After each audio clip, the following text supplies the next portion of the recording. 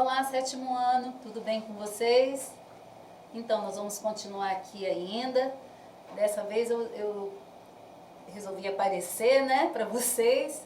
E vamos continuar ainda no capítulo 4, fazendo uma revisão sobre relevo. Já tivemos 2 aulas sobre esse tema e nós vamos continuar, tá bom? Primeira parte que nós vimos lá foram as estruturas geológicas do Brasil, ou seja, o relevo do Brasil, não é? Aí nós vimos com esse mapa as bacias sedimentares e os escudos cristalinos, que são formas do relevo brasileiro, né? Que vem de resultado de quê? De forças internas. O relevo, na verdade, ele surgiu a partir de forças internas do planeta Terra, ok?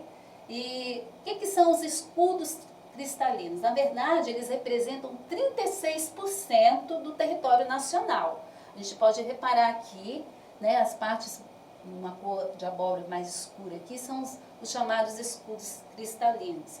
Eles são rochas bastante rígidas, que realmente se originaram, eles originam os planaltos. São as áreas de planalto e apresentam até mesmo jazidas de minerais, ok? Então aqui tem um exemplo que eu coloquei aí de escudos cristalinos, que são morros, são essas falésias aqui, são morros que nós vemos e são rochas bastante rígidas, ok? São chamadas de escudos cristalinos. Esses também são formações que aparecem aqui no Brasil, ok? Eles podem ser essencialmente 2 tipos principais de minerais. Não metálicos como o granito, já ouviram falar no granito? O diorito, o quartzo, a ardósia, a magnesita, o amianto, o feldespato, são tipos de rochas até muito bem exploradas aqui no Brasil, tá? E eles se localizam mais em locais de formações mais antigas. E as bacias sedimentares, o que são? Elas, na verdade, elas representam 64% do território brasileiro. Na verdade, elas estão mais nas áreas de planícies, tá? Elas são resultantes de quê? De acúmulo de sedimentos que vêm das áreas altas do relevo e vão se formando nas áreas baixas, ok? Eu trouxe até uma imagem aqui para vocês entenderem onde é que elas ficam. Olha só, nós temos aqui montanhas, depressões, planaltos, escarpas, e são exatamente nas planícies que as rochas sedimentares vão se formando, porque elas são resultado do acúmulo de todas essas formações que com as chuvas, com as águas dos rios, elas vão se sedimentando em áreas mais baixas. Eu cito geralmente o exemplo de um pedreiro que está fazendo um assentamento de um piso. Ele precisa jogar massa naquela área, não é? A massa de cimento com pedras, e aí ele vai assentando, ele vai sedimentando aquela área para colocar o piso de cerâmica, não é?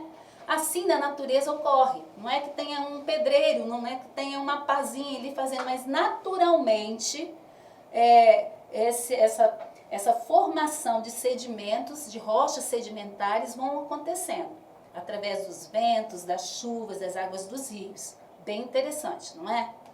Aqui também eu coloquei essa imagem que mostra a erosão, né? A erosão ela é um forte elemento para a formação dessas bacias sedimentares, ok? E aí elas vão se acumulando até dentro dos rios, dentro dos lagos, dentro das praias, dos oceanos. Aqui é um exemplo de uma bacia sedimentar. Geralmente estão nas áreas de planície. E por que eu coloquei esse mapa aqui? Você já conhece esse mapa. Esse mapa, ele mostra aí as placas tectônicas. E o que tem a ver o relevo com as placas tectônicas? Exatamente porque o relevo, ele é resultado da formação geológica do território, da formação dos continentes. E lá no 6º ano, vocês estão bem lembrados, que o Brasil ele se encontra no meio de uma placa tectônica chamada placa sul-americana. E nós não temos, por que nós não temos ocorrência constante de terremotos em nosso território? Você também já sabe, porque nós não estamos próximos à emenda, ao encaixe dessas placas tectônicas. Portanto, nós não temos grandes movimentos tectônicos em nossa área brasileira aqui, nosso território brasileiro, não é? E eles que vão definir esses movimentos tectônicos que definem as formações do relevo em todas as partes do planeta, ok? O que é o relevo, afinal, né? Então, tem um conceito aí sobre o que é o relevo. É um conjunto de quê? Das diferentes formas da superfície terrestre. Todas as formas onde nós nos movemos, né? Em um momento a gente está em uma parte alta do relevo, em algum momento a gente está numa parte baixa. O relevo tem várias formas. E o Brasil, especificamente, ele tem 3 formas de relevo. Aqui tem um mapa do Brasil, você também tem na sua apostila, repare lá. O Brasil apresenta 3 formas de relevo. O primeiro deles, que aparece aí em marrom bem escuro, são os planaltos. Temos depressões e temos planícies. Reparem que as planícies, elas aparecem em áreas também muito próximas ao litoral brasileiro. O que são os planaltos? São terrenos de formação antiga, situados em altitude, são as partes altas do relevo, ok? Aqui, por exemplo, no nosso estado do Espírito Santo, a parte oeste do nosso estado é toda de formação de planaltos. Podem reparar, quando a gente vai em direção a Domingos Martins, em direção a Santa Teresa, esses lugares mais altos são as regiões serranas do Espírito Santo. Então, são áreas planálticas. Então, nós temos dentro dos planaltos as serras, os morros, as chapadas e as escarpas. Os desenhos já mostram, né, como que é cada um, ok? As planícies, na verdade, elas existem em 2 tipos básicos. As planícies continentais e as planícies costeiras. O que são as planícies continentais? Elas são constituídas por áreas de sedimentação fluvial. Elas estão muito próximas a rios, tá? Áreas de formação de sedimentação fluvial são rios, muitas áreas com rios. E estão mais localizadas no interior do Brasil, tá? E as planícies litorâneas, pelo nome já se sabe. Por que litorâneas? Porque estão no litoral, onde tem praias, né? As áreas de praia aqui do Brasil são áreas bem planas.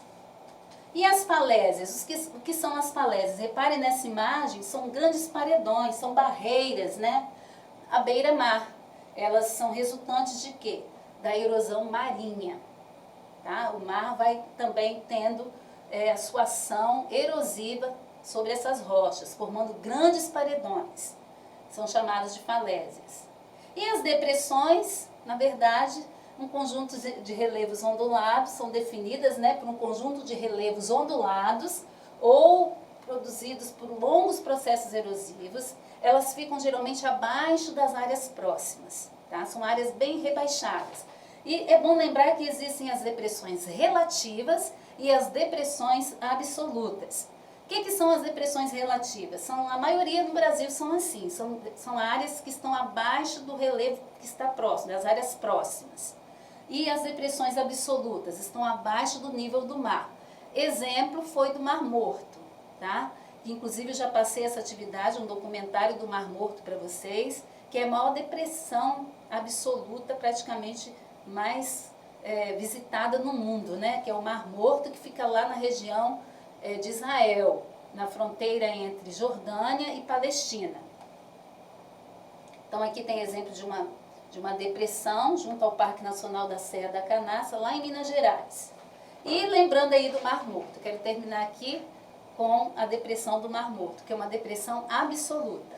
Um abraço a todos, que vocês possam aproveitar essa aula.